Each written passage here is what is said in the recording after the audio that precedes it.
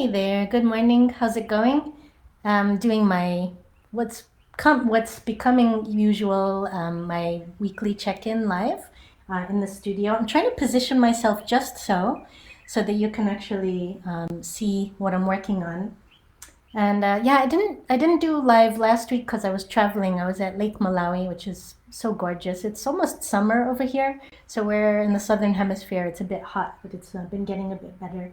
But this is very much in progress. I don't really like to show work in progress, but I thought I would actually start drawing a little bit as I'm talking today. And I'll just do it for a little bit because actually I work better when no one's around. But yeah, basically, this is a drawing I started recently. It looks very yellow right now, so you see it's a bird, and hopefully you kind of get the idea that this is some music coming out of the bird. But it's actually they call these little brown jobs in the birding community. I'm not really in the birding community. I'm sort of like, when I first moved to Malawi, I would just be like, oh, look, a bird, another bird, a big bird, a little bird. Like I didn't know what anything was called. And now I'm a little bit more interested. I actually know what things are. But when you can't identify a bird and it's kind of like this like plain brown color, they call them little brown jobs. So I was thinking, when you go on safari and when you're just out and about and you see something really bright and colorful or interesting, you immediately take a photo of it, but you're never looking for a little brown job. So I kind of started to feel sorry for them because I see them quite a lot. They're usually female, because females, they are less colorful. They're because practically for practical reasons, because they're off, laying eggs and building a nest and taking care of the young. The brighter you are, apparently, the more attractive you are to predators. So it makes sense. But anyway, I was thinking, this ordinary brown bird is singing an extraordinary song, and I'm not actually drawing, am I? So let me just work on this. So I'm probably using too many colors at the moment. And I don't know if you can see behind me, I've got like my 92 colors over here. I have ones that I've been using on this drawing, and then I have a couple I've pulled out because I, I tell my students in Malawi this too. I have no filter when it comes to color. Absolutely not restrained at all. But the danger of that is if you use every single color you have, you might kind of lose the unity of your piece. So I'm trying to now go in and actually take some of the colors I've already used and use them in different parts so that it kind of all feels like, it all goes together. So this dark brown, which I started using over here, isn't being used anywhere else yet. So I'm starting to do that here. So I'm having a bit of fun with the background because it's like a jazz improv, like I'm just like, I won't sing, I promise. But yeah, it's pretty fun and flowing. Whereas when I'm working on the bird, I'm usually looking at a couple of source images because I don't want to mess it up, especially these like birding types. They'll get mad if I mess up their birds. But this is going to be a lot more brown and boring. It started out a bit yellow because I like to, when I'm working with markers, start out light and then put the darks over it. So that's pretty much that. So that's what I've been working on. What should I tell you about? I don't know. Well, it's been a very eventful weekend and last couple of days. As you know, Malawi is in southern Africa, and now a lot of countries are banning flights from Malawi, even though as of yesterday there were only 8 active COVID cases in the country, and they were apparently locally transmitted. But I mean, I totally get it. There's this new variant floating around. I think if some country imposes a travel ban on another country and it's for a good reason, aka they're using it to maybe buy themselves some time to kind of figure out what they're going to do, then okay. But I don't know. I just think it's ridiculous to be like, all people from China, all people from this part of Africa. It's a little bit geographically prejudiced, in my opinion. And I really admire actually the doctors and scientists in South Africa that caught the variant and told the world about it. We're really transparent about it, and it's almost like the world is punishing them a little bit for their transparency. So boo. But that said, the pandemic, and I said pandemic is no joke. and it's far from over, as you can see. I'm actually glad that we weren't planning on doing any major traveling during this holiday period, but I feel for my friends that are some of them trying to see their families for the first time in like 2 years, trying to get out at the last minute. It was only a couple of days ago that this travel ban started. But anyway, so we've been getting ready for the holidays, and I've been trying to get things ready for Christmas. We did a late Thanksgiving on Friday. Yeah. So Thursday was like a normal work day. I met with my wonderful digital media students through UNFPA, and I brought them cookies, but I did not have the energy to make a Thanksgiving dinner. And I think the folks over at M-Hub would not have been too happy with me if I came in with like a tray of turkey, which is not easy to find here, by the way, but I actually did find it this year. I didn't find it last year or the year before that. Anyway, we did late Thanksgiving on Saturday.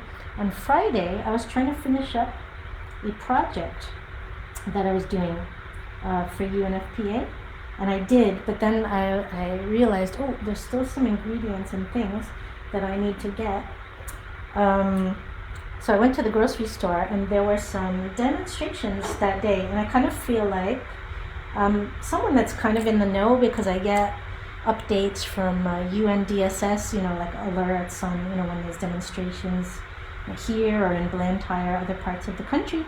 So I knew that these were going on, and I took precautions to avoid the demonstrations, but somehow my timing was extraordinarily bad, and I went to Chipiku, which is the market that has some nice stuff, and I tried to avoid, like the route of the demonstrations and everything, and I thought I was doing a pretty good job. But then when I was coming out, I had paid for my groceries, going back to the car, there were people running everywhere. They were actually starting to close the gate of Chipico. I'm like, that's weird. I come out, and all of a sudden it's like I've been chopping onions. The tear gas had been fired, thankfully not right in my face, but close enough that I could feel the effects. I still had my mask on, but whew. And that was, pretty interesting. The thing is, like, in general, I mean, every country has jerks and every country has amazing people, but Malawi seems to be blessed with really nice people. They're called, their nickname is the warm heart of Africa. So they have really the world's nicest people. I have been caught in political demonstrations and things like that before, and even though I'm a big honking, foreigner, people have always been quite good. I'm not fearing for my life or anything like that. I'm more scared. I tell my parents this. I'm more scared visiting the U.S.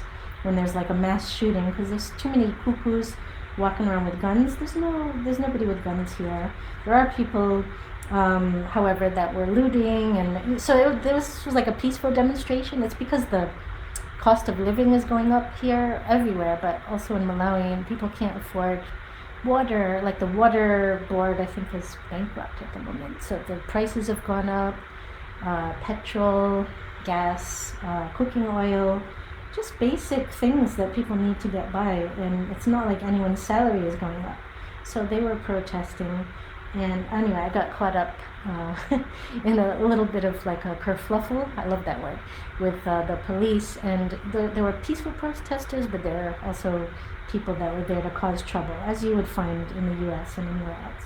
So there were men with guns running and telling me not to drive the way that I was expecting to drive. So it was a little tricky getting back and nerve-wracking. I like to think that my Thanksgiving dinner that I made on Saturday was all the better for it. Maybe, like I cook with love, but I feel like my stuffing and my potatoes had a bit of adrenaline in them as well.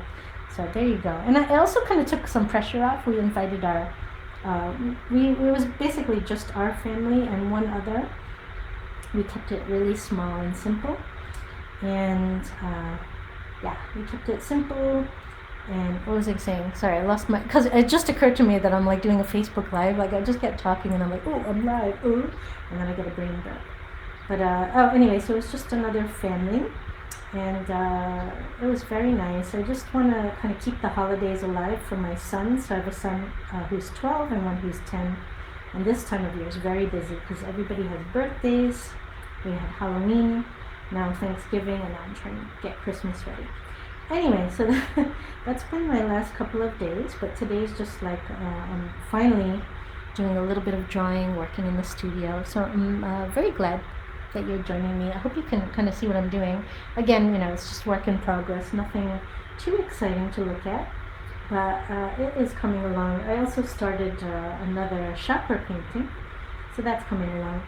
Anyway, so I've been trying, amidst the backdrop of all the like turmoil in the world, trying to just plan for the holidays. We're not really going anywhere. We're going to obviously stay in Malawi.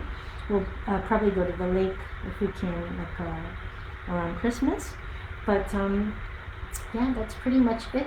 So I am missing my family back home, and I should probably tell you because it's so funny. I'm learning so much about having an art business.